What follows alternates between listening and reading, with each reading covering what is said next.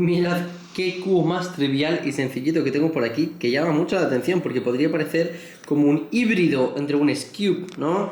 Y un 2x2, pero nada más lejos de la realidad, es como una especie de 2x2x1 con, bueno, un 2x2x2 cuboide, ¿no? Así como rarillo, no muy complicado, pero un cubo muy interesante. Si quieres ver el unboxing de este y otros dos cubos más, pincha aquí abajo que te dejo el vídeo.